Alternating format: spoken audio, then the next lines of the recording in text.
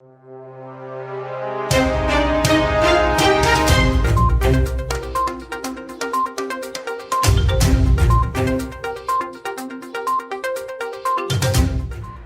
to One India News Hour.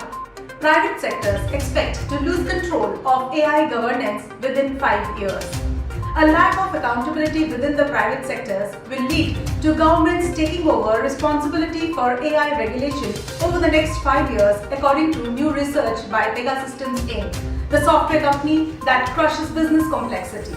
Another research says surveyed 1,350 C-level executives across 7 different industries in 12 countries to examine how growing technology trends such as artificial intelligence, governance, hyper-automation, extended reality that is XR, extended edge and distributed cloud will evolve over the next 5 years.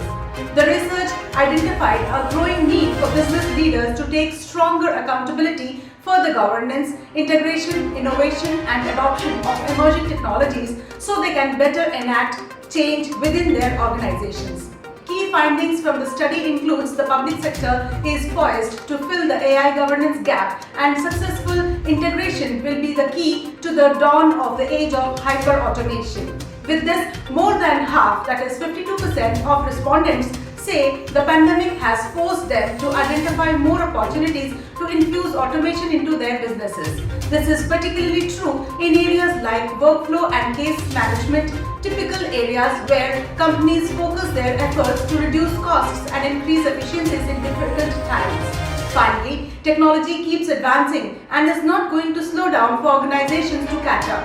Business leaders who are willing to embrace emerging technologies including AI, XR, extended edge, hyper-automation and distributed cloud will be the most likely to come out on top over the next 5 years.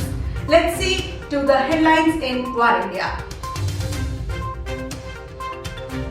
Joe Biden takes oath as 46th President of the United States.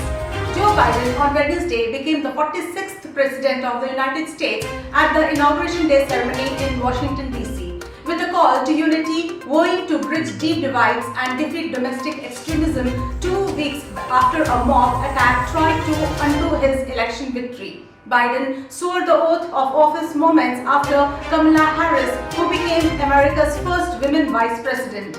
This is America's day. This is democracy's day, the day of history and hope, Mr. Biden said in his inaugural address. Democracy is precious, democracy is fragile, and at this hour, my friends, democracy has prevailed, Biden said. Kamala Harris becomes first women vice president in the US history.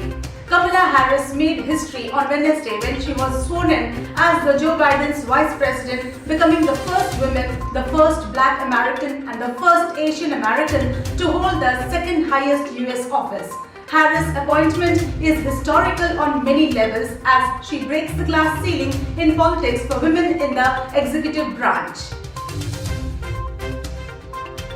Bitcoin dipped below $35,000.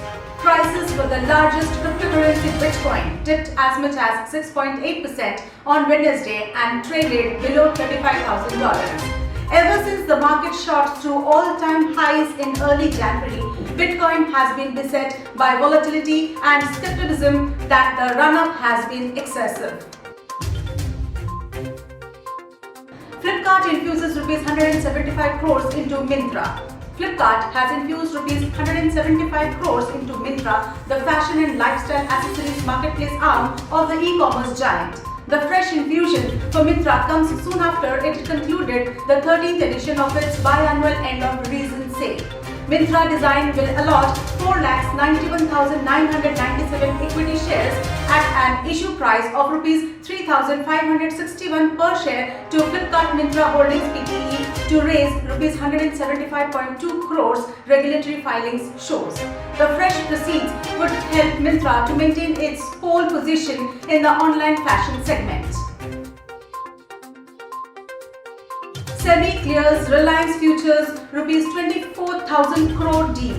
Reliance Industries Rs 24,713 crore deal to buy Future Group's retail assets was cleared by the Securities and Exchange Board of India, that is SEBI, on Wednesday in a blow to Amazon's efforts to block the agreement.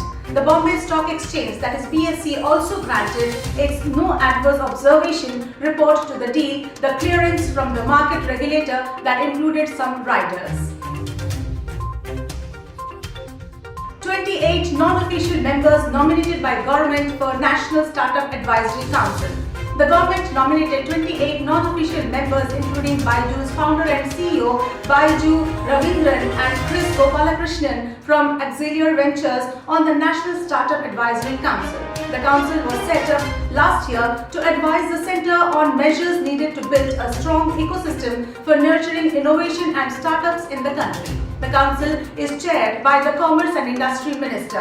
The term of the non-official members will be for a period of 2 years. The 28 members include Lizzie Chapman from Zest Money, Abhiraj Singh from Uber Company, Kunal Bahel, Snapdeal, Bhavish Agarwal, Ola Cabs, Sanjeev Bhikchandani, Info Edge India, CII President Uday Kotak and Manoj Kohli from SoftBank India, among others. Google to support Google Calendar offline only for workspace users. Internet search giant Google has added a new feature to Google Calendar that will make it possible for its workspace users to use it offline on the web, that is, without internet support.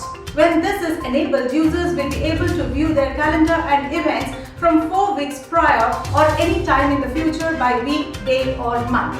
Google says that this feature will be tuned on by default. However, it can be disabled on the domain by admins. In case the feature is left on by the admin, the feature will be off for the end user by default and will come with the option to enable it on a per device basis. Vodafone plans to sell part of Indus stake to fund ailing Vodafone Idea. Vodafone Group PLC is considering selling a small portion of its 28.12% stake in Indus Towers to inject capital into its ailing Indian telecom joint venture Vodafone Idea, that is VI. This comes even as Vodafone Idea's potential global lenders are pressing the telco's co-promoters, the UK telecom major and India's Aditya Birla Group, for some capital infusion to improve their overall comfort levels, according to sources. DECIX establishes 2 new POPs in Noida, Delhi NCR and 2 in Mumbai.